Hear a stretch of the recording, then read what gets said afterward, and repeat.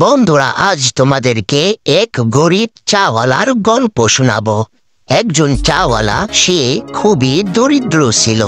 সে জাতা পেশে পেশে মানুষের বাড়ি দিয়ে জাতা পেশে পেশে সে ধান এবং চাল, গম এগুলো গুঁড়া করে করে দিত।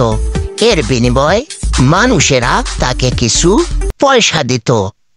এবং বিকাল হলে সে বাজারে গিয়ে চা বিক্রয় চালাতো। এইভাবে গরিব চাওয়ালার জীবনযাত্রা চলতে থাকে। তো আজ তোমাদেরকে সে গল্প শোনাবো। একজন গরিব চাওয়ালা, সে চা বিক্রয় করে।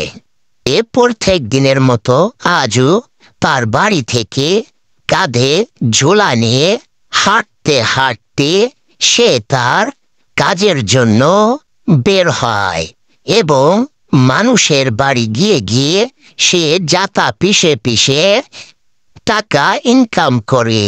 মানুষদেরকে ধান, চাল, ডাল এগুলো পিষে দেয়, তার বিনিময়ে তাকে কিছু টাকা দেয়। তাই নিয়ে নিয়ে সে সংসার চালায়। এভাবে একদিন হাঁটতে হাঁটতে এক গ্রামে চলে যায়। তখন গ্রামের কিছু লোক তাকে জাতা পেশার জন্য তাকে বলতে থাকে এবং সে তাদের বাড়ি গিয়ে জাতা ঘুরিয়ে ঘুরিয়ে চাল, ডাল এগুলো পিষতে থাকে। আর এই জাতা ঘুরে ঘুরে পিষার কারণে তাকে ওই বাড়ির লোকজন কিছু টাকা পয়সা দিতে চায়। সে তখন ওই কাজ শেষ করে তাদের কাছ থেকে কিছু টাকা নেয় এবং তারাও খুশি হয়ে তাকে কিছু টাকা দিয়ে দেয়। এইভাবে সে টাকা নিয়ে হাঁটতে হাঁটতে সেই বাড়ি থেকে অন্য বাড়ির দিকে যাইতে থাকে, কারণ সে অন্য বাড়ি গিয়েও জাতা পিষে সে টাকা ইনকাম করবে।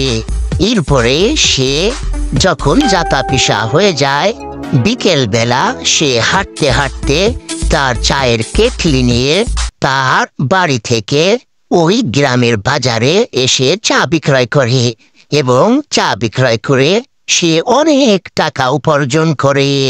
এইভাবে চা বিক্রয় করে করে মানুষদের কাছ থেকে অনেক টাকা ইনকাম করতে থাকে।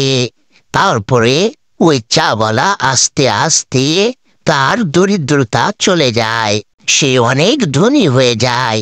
এভাবে চাওয়ালার জীবনযাত্রা চলতে থাকে। বন্ধুরা, তোমরা যদি আমাদের চ্যানেলে নতুন হয়ে থাকো, অবশ্যই সাবস্ক্রাইব